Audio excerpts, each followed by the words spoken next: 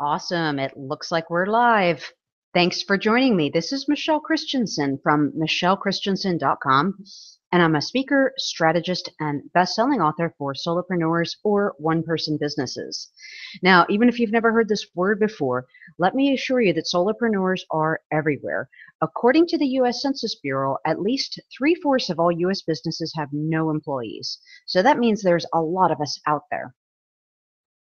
Now, most people start their solopreneur business doing something that they love or something that they're great at, and they just want to build a business at it. But maybe they've never studied business, or maybe they really don't know where to get started. And that's what I do. I help people to create and build a profitable, sustainable business doing the thing that you love without being overwhelmed or working 24/7, because that is not sustainable and it's certainly no way to live.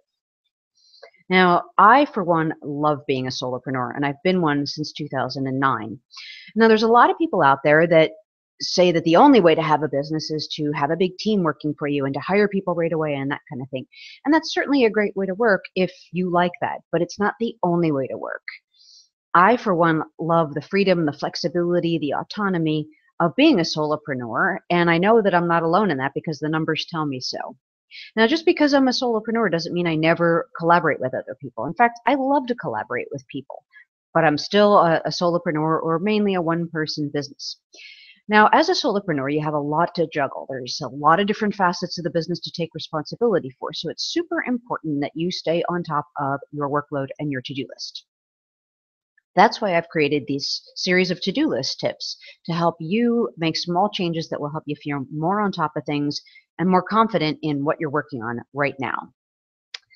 So today's tip is on how to make sure that tomorrow starts really great for you by finishing out today correctly.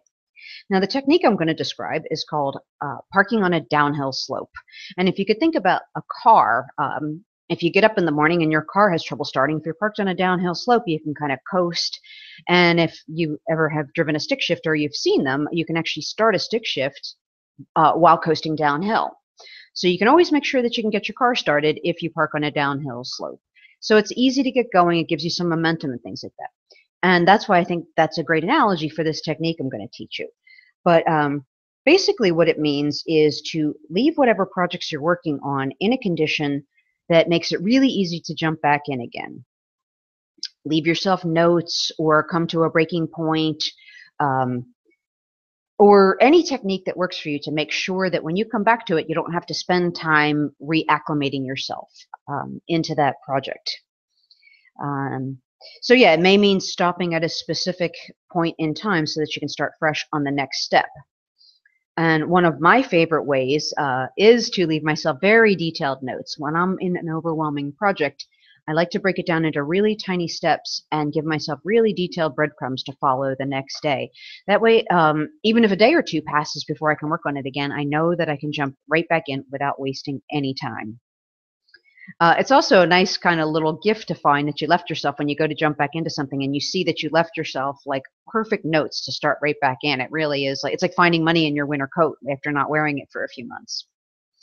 So the takeaway from this is really simple. It's leave your work every night in a condition that will make it really easy to get started the next time you jump into it, even if some time elapses. Don't count on yourself to remember where you were and what you were doing. Just make it really easy. Leave yourself notes or stop at a good stopping point.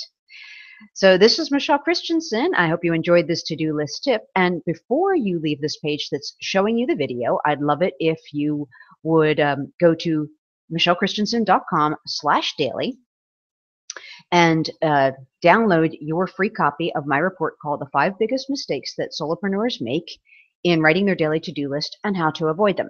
Now, that's a free report, and it gives you 5 simple little things you can do to your to-do list right away to make you feel more on top of things and less overwhelmed.